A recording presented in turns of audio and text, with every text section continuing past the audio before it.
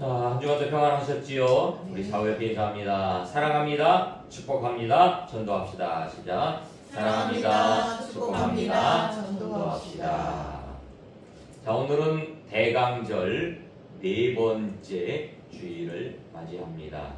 대강절은 예수님의 탄생을 축하하면서 한 주간에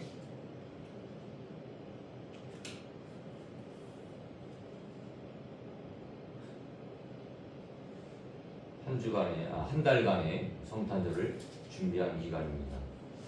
오늘 네 번째 마지막 대강절을 준비하고 있습니다. 성탄절을 맞이하면서 아기 예수님의 탄생을 진심으로 축하하고 기뻐하는 시간들을 우리가 보내고 있고, 또 이 기쁨의 소식이 온 세상에 전파되어지는 그런 성탄절이 되어야 될 줄로 믿습니다. 이게 진정한 성탄의 의미지요. 우리만 기뻐할 것이 아니고 믿지 않는 영혼들도 이 성탄의 기쁨을 누리게 하는 것, 이것이 바로 성탄절의 진정한 의미고, 아기 예수님의 탄생이 온 세상에 정말 기쁨의 소식으로 들려지는 그런 성탄이 되어야 될 줄로 믿습니다. 왜 그러냐면 예수 믿는 사람들보다 예수 믿지 않는 사람들이 훨씬 더 많기 때문에 그렇습니다. 구원받는 사람들보다 구원받지 못한 영혼들이 훨씬 더 우리 주위에는 많이 있기 때문에 그렇죠. 그 영혼들에게 성탄의 기쁜 소식이 전해져야 되고 또 전해질 줄로 믿습니다. 예수님이 언제 오실지는 모르지만 모든 영혼들이 다 구원받는 그 은혜가 있었으면 좋겠습니다. 오늘은 본문 말씀을 통해서 예수 그리스도의 나심은 이란 제목을 가지고 말씀을 전할 텐데, 예수 그리스도의 나심은 우리 인생에 있어서 어떤 의미가 있는지, 어떤 뜻이 있는지를 함께 나눠보려고 합니다. 첫 번째로는 예수 그리스도의 나심은 성령으로 잉태되었다라는 거예요. 오늘 본문의 18절, 19절, 20절에 보면 예수 그리스도의 나심은 이러하니라. 그의 어머니 마리아가 요셉과 약혼하고 동거하기 전에 성령으로 잉태된 것이 나타났다. 이렇게 기록을 하고 있습니다. 마리아와 요셉은 약혼을 했어요. 약혼이 뭐예요? 결혼하기로 약속을 하는 걸 약혼이라고 하죠. 그리고 나서 동거하기 전이라고 이야기하면 약혼하고 성적인 관계를 맺지 않은, 성적인 관계를 하지 않은 그런 상태를 이야기하는 것입니다. 그런데 마리아의 몸속에서 변화가 일어났어요. 어떤 변화가 일어나는 거예요? 배가 부르기 시작한 거예요. 마리아와 요셉이 약혼을 했어요. 결혼하기로 결정을 했다는 거예요. 작정을 했다는 거예요. 약속을 했다는 거예요. 근데 요셉이 보니까 마리아 배가 이상해. 어떻게 이상해요? 배가 점점점 부르기 시작한 거예요. 그럼 요셉의 입장에서는 어떤 오해를 할 수 있어요? 저 마리아가 나 말고 다른 남자와 관계를 맺었구나. 그죠? 이런 오해를 할 수 있잖아요. 나와 약혼하고 잠자리를 갖지 않았는데 마리아의 뱃속에서 어떤 생명이 자라나고 있는 거예요. 많이 먹어서 나온 배하고, 그죠? 많이 먹어서 부른 배하고 아기를 가져서 임신한 배하고는 다르잖아요. 많이 먹은 배는 굶으면 들어가지만 임신한 배는 계속 나오잖아요. 그러니까 요셉이 볼 때는 딱 느낌이 이상한 거야. 느낌이 이상한 거야. 그래서 19절에 보니까 그의 남편 요셉은 의로운 사람이라 그를 드러내지 아니하고 가만히 끊고 잘 때. 그러니까 요셉이 이거를 막 드러낼 수 있어요. 공론화시킬 수 있어요. 그죠? 많은 사람들에게 가서 마리아에 대해서 막 이렇게 저렇게 얘기할 수 있다는 거예요. 이 여자가 나랑 약혼한 여자인데 이 여자 지금 뱃속에 아기가 있다. 많은 사람들에게 드러낼 수 있다는 거예요. 그럼 이 당시에 만약에 그런 일이 벌어졌으면 어떻게 됐을까요? 마리아는 돌에 맞아 죽어야 되는 그런 상황이에요. 그 대표적인 얘기가 우리 요한복음에 나오잖아요. 가늠한 여인을 예수님 앞에 데리고 나온 사건. 그 사람들이 왜 그 가늠한 여인을 데리고 나온 거예요? 돌로 쳐 죽이려고. 부정하다고. 그러니까 마리아도 그런 지금 경우예요. 만약에 요셉이 그거를 막 드러냈으면 마리아도 그런 경험을 그런 경우를 맞이하게 되는 것이죠. 근데 요셉은 그것을 드러내지 않았어요. 가만히 그 고자 말하지 않고 그 마리아하고 관계를 끊으려고 마음속에 그렇게 생각하고 있었다는 거예요. 아, 저 여자가 나 말고 다른 남자랑 잤나 보다. 그죠? 그러니까 내가 저 여자 마리아하고는 관계를 끊어야 되겠다. 이렇게 생각을 한, 마음속에 작정을 한 거예요. 그런데 22절에 보니까 이 일을 생각할 때에, 관계를 끊으려고 마음속에 생각할 때에 주의 사자가 현몽하여 이르되, 주의 천사가 꿈속에서 나타났다는 거예요. 그러면서 뭐라고 그래요? 다윗의 자손 요셉아, 내 아내 마리아 데려오기를 무서워하지 말라. 그에게 잉태된 자는 성령으로 될 것이다. 요셉의 마음속에는 저 여자가 다른 남자를 만나서 아기를 가졌구나, 임신했구나, 이렇게 생각하고 있는데, 그래서 가만히 관계를 정리하려고 마음속에 생각하고 있는데, 잠자는 중에 꿈속에서 천사가 나타나서 이 일은, 이렇게 된 것은 마리아가 부정한 여인이기 때문에 다른 남자와 잠자리를 해서 생긴 것이 아니고 성령으로, 하나님의 영으로 잉태된 것이다. 그래서 네 아내 마리아 데려오기를 두려워하지 말라. 데리고 오라는 거죠. 데리고 오라는 거예요. 그러니까 요셉의 생각으로는 도저히 이해할 수 없는 일입니다. 사실은. 그죠? 네? 요셉의 사고방식으로는 도저히, 이거는 뭐 인간적인 관계로 생각했을 때는 이해할 수 없는 일이에요. 어떻게 남자를 경험하지 않은 여자가 임신을 해? 그죠? 근데 하나님은 그 요셉에게 말씀하신 뭐라고요?